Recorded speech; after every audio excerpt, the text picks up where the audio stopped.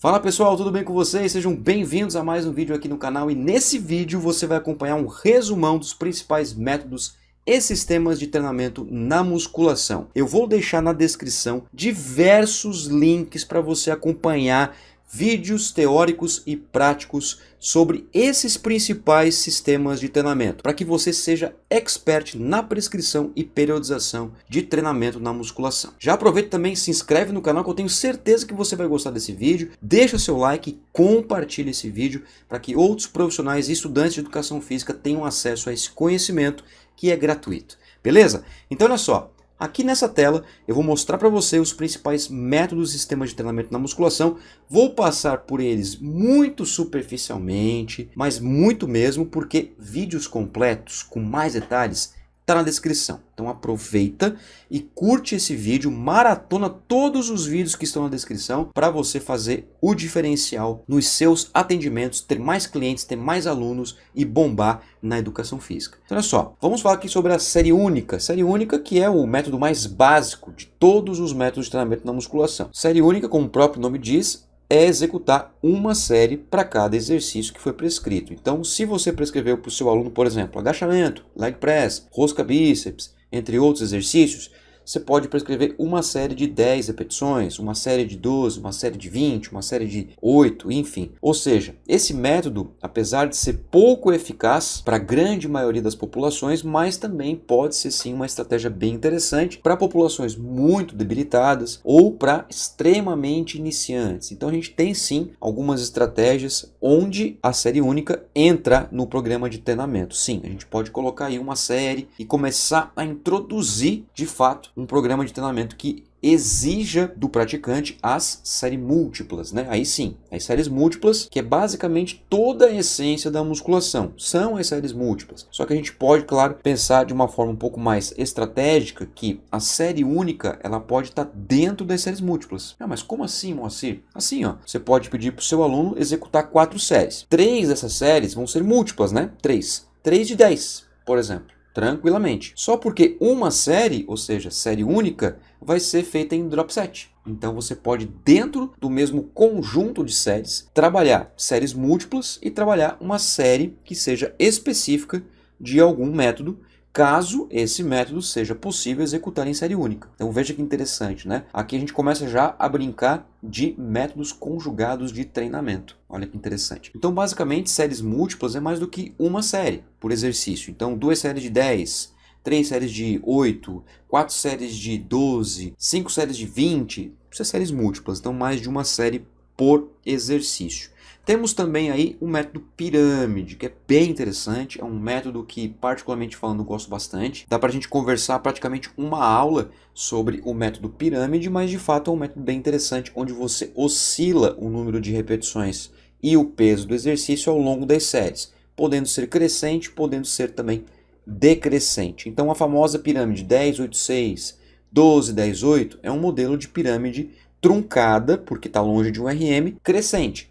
Mas também temos a pirâmide truncada decrescente, como por exemplo, aquele conjunto de séries que consiste, por exemplo, em 6, 8, 10, 12, 4 séries. Uma de 6, uma de 8, uma de 10 e uma de 12. Lembrando que a pirâmide sempre tem intervalo entre as séries. Então é bastante importante que esse intervalo seja respeitado, beleza? Outro método é a gangorra, que é uma forma de modificar esse método pirâmide. A gangorra, como o próprio nome diz, você vai oscilar repetições e peso para cima e para baixo, para cima e para baixo, ao longo de uma sequência de séries. Um exemplo, você prescreveu para o seu aluno 5 séries. A primeira série, você pediu para o seu aluno executar 12 repetições. A segunda série, 6 repetições. A terceira série, 10 repetições. A quarta série, 4 repetições. A quinta série, 20 repetições. Reparou nesse exemplo que foi feito literalmente uma gangorra, ou seja, sobe, desce, sobe, desce. Então a gente parte do princípio de que se a intensidade aumenta, o volume diminui e o contrário também é verdadeiro. Se o volume aumenta, a intensidade diminui. Nesse caso aqui, intensidade e volume, a gente pode olhar para repetições e o peso do exercício. Então 10 repetições com, sei lá, 20 quilos, vamos supor aí, pensa em qualquer exercício 10, 20 quilos, para fazer 12 repetições com a mesma percepção subjetiva de esforço, não dá para fazer com 20 quilos, tem que diminuir um pouquinho. Por quê? Porque o volume está um pouquinho maior. Então essas 12 repetições vai precisar de um peso um pouquinho menor do que na série anterior. Então a gente trabalha dessa forma, né? Utilizando aí o princípio volume e intensidade, a relação que existe entre essas duas variáveis. E aí vamos começar a falar sobre os sets básicos, como por exemplo o biset, que nada mais é do que fazer 2 exercícios em sequência, sem intervalo entre o primeiro e o segundo exercício, sendo que o intervalo vai acontecer após o final do segundo exercício, podendo ser para o mesmo grupamento muscular, para grupamentos musculares diferentes, alternado por segmento e também agonista e antagonista. Então vamos supor o seguinte: se você prescreveu para o seu aluno supino reto com barra e o crucifixo reto, um exemplo aí hipotético, para a musculatura de peito, para o mesmo grupamento muscular, 10, 10. Então o aluno faz 10 repetições supino reto com barra e sai e vai para o crucifixo e faz mais 10 repetições, sem intervalo, ou com o mínimo de intervalo possível entre o primeiro e o segundo. O intervalo vem após o segundo exercício. Essa é uma forma de biset para o mesmo grupamento muscular. Mas ele pode ser, por exemplo, um biset alternado por segmento, como por exemplo, um supino inclinado com barra e um agachamento livre com barra. Pode ser o seguinte: 12 repetições de supino inclinado com barra, mais 12 repetições de agachamento com barra. Faz o primeiro exercício, vai para o segundo exercício com o mínimo de intervalo possível e aí sim, depois do segundo exercício, dá-se um intervalo, ou seja, tem um intervalo aí prescrito pelo professor. Isso é um set básico, tranquilo de executar. Temos também o triset, que nada mais é do que 3 exercícios. Então, leva-se em consideração a mesma essência, os mesmos conceitos do biset, exceto que são 3 exercícios. Então é basicamente a mesma coisa, só que com 3 exercícios. Temos o giant set, que também é uma extensão do triset, nesse caso vai ser 4 exercícios. Então repare que o biset são 2, triset são 3 e o giant set são 4 exercícios em sequência. O intervalo é somente após o último exercício, seja no biset, no triset ou no giant set. Vamos continuar e encher essa tela aqui de métodos para você. Olha só que bacana. Drop set. Aí nós entramos nos sets avançados. Biset, triset e giant set, apesar que o giant set são 4 exercícios, mas a gente considera ele como um set básico. Drop set já entra como um set avançado. O que é o drop set? Nada mais é do que uma sequência de repetições onde existe uma redução estratégica do peso até completar um volume prescrito pelo professor. Esse volume ele pode ser fechado ou pode ser aberto, ou seja, fechado sem falha e o aberto é com falha muscular. Então, basicamente, o drop set ele tem a premissa de executar uma quantidade de repetições iniciais que a literatura sugere que seja entre 6 e 20 repetições, é um alto espectro de repetições, mas vamos supor que você pediu para o seu aluno executar 10 repetições com peso X, próximo à falha ou na falha. Essas 10 repetições, após ser completadas, o aluno não vai ter intervalo, simplesmente reduz o peso em torno de 20 a 40%, existe essa margem na literatura, mas a gente usa aí em torno de 20 a 30% basicamente, e aí o aluno continua a executar repetições sem intervalo, com o mínimo de intervalo possível, apenas para trocar o peso. E o aluno pode fazer mais uma redução, totalizando então 3 sequências de repetições com 2 quedas de peso. Então vou dar um exemplo prático para você. Vamos pensar aqui, o seu aluno vai fazer o exercício remada baixa e ele vai fazer 10 repetições, por exemplo, com 50 kg. Depois dessas 10 repetições com 50 kg, você vai lá e reduz 20% do peso. 20% de 50 dá 10 kg, que é 1/5 de 50, ou seja, 50 menos 10, 40 kg. Então o aluno só reduz de 50 para 40 e faz, por exemplo, mais 10 repetições com 40 kg, sem intervalo. Depois que ele consegue chegar no final das 10 repetições com 40 kg, pode novamente retirar o peso ali de novo, em torno de 20 a 40%, e fazer mais uma sequência. Então, nesse exemplo, eu posso pegar 40 kg e tirar 25%, tirar um quarto. 25% de 40 dá 10 kg de novo. Então, 10 kg de 40 vai para 30. Então, o aluno faz 10 repetições com 50, 10 repetições com 40, 10 repetições com 30 kg. E aí, encerra uma série. Fechou. Isso é um drop set, por exemplo, para um nível intermediário, digamos assim, que não é com falha, mas ele mantém o mesmo número de repetições ao longo das quedas de peso. Temos também um outro método bem interessante que é o upset. O upset é o contrário do drop set. E tem uma regrinha bem interessante aqui, que é show de bola para o seu aluno fazer. O upset você pede para o seu aluno executar em torno de 10 a 12 repetições até a falha em um determinado exercício. Então você precisa selecionar um peso para o seu aluno que permita executar 10 a 12 repetições. Fechou? 10 a 12 repetições. Após completar essas 10 a 12 repetições com falha já, você simplesmente vai lá e aumenta um pouquinho o peso. O mínimo possível. Como por exemplo, no exercício de polia, você pode aumentar 5 quilos, caso a polia seja de 5 em 5. E o aluno já executa uma quantidade de repetições sem intervalo da série anterior. Então vamos supor que o aluno tenha feito lá um exercício com 50 quilos, 12 repetições. Parou, você aumenta para 55 e ele continua a execução. Obviamente que ele vai fazer menos do que 12 repetições. Então vamos supor que ele tenha feito ali 5 repetições com esses 55 quilos. Você vai lá e aumenta de novo até o aluno chegar em uma repetição. Este é o upset. Então, vamos voltar ao exemplo. Ó. 50 quilos fez 12. 55 fez 5 repetições. 60 quilos fez 3 repetições. 65 fez uma repetição. Chegou em uma, acabou a série. Este é o upset. Um outro método bem interessante também é o intra-set rest. O intra-set rest é bem interessante porque você vai pegar pequenos blocos para o aluno executar. Vamos supor, ao invés do aluno fazer 12 repetições com 50 quilos, você pode pegar essas 12 repetições e repartir em blocos de 4 repetições. E essas 4 repetições vão ser executadas com 10 segundos de intervalo. Ora, 12 repetições dividido por 4 não dá 3? Então o aluno faz 4 repetições, descansa 10 segundos, faz mais 4, descansa 10 segundos e faz mais 4. Só que onde é que está a sacada? A sacada é o seguinte, ao invés de fazer 12 repetições com 50 quilos, você pode aumentar o peso, porque esses pequenos intervalos permitem uma pequena recuperação de ATP-CP. Isso faz com que o aluno possa, principalmente avançados, ter mais capacidade de executar trabalho.